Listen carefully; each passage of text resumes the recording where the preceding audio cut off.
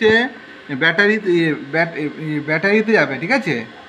প্রথমে হচ্ছে ব্যাটারি, প্রথমে ঢুকে এই বাঁ দিকে তুমি ব্যাটারি পেলে, ব্যাটারি থেকে স্ট্রিং সেটিং, ঠিক আছে, স্ট্রিং সেটিংয়ে ক্লিক করলে, স্ট্রিং সেটিংয়ে ক্লিক করলে নিচের দিকে আছে দেখো, এখানে মানে হচ্ছে কটা ব্যাটারি কানেক্টেড আছে। হ্যাঁ, ব্যাটারি 1 একটা ব্যাটারি কানেক্টেড করা আছে, এইটাকে এনেবল করা আছে।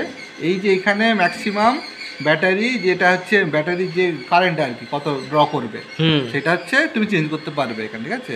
250 ব্যাটারি ইয়ে হচ্ছে 1500 অ্যাম্পিয়ারের, সেই জন্য চেঞ্জেস, এর জন্য অ্যাকচুয়ালি 150 করা ছিল, ফলে মডিউল থেকে ভোল্টেজটা সবসময় 150 বেরাচ্ছিল, ঠিক আছে। তাহলে কি হয়েছে, যেহেতু পাওয়ারের একটা লিমিটেশন আছে, তার জন্য কারেন্টটা কিন্তু সবসময় ওই 150-এর মধ্যে আছে, ভোল্টেজটা কমে যাচ্ছিল, এই ভোল্টেজটা কমে যাচ্ছিল, এই যে ভোল্টেজটা লো ছিল। এখন যেহেতু ভোল্টেজটা দিয়ে বাড়ানো হয়েছে, 250 করে দেওয়া হয়েছে, ফলে ওই ব্যাটারিটা টোটাল কারেন্টটা বেশি ড্র করছে এবং ভোল্টেজটা উঠে গেছে, ঠিক আছে। 54 দেখাচ্ছে ওখানে, আর এখানে 53। হ্যাঁ, এবার 54-এর মতো চলে যাবে। ব্যাটারিটা এরপর চার্জে হোক, ঠিক আছে, ঠিক আছে, এরপর বন্ধ করে দিচ্ছি। ঠিক আছে।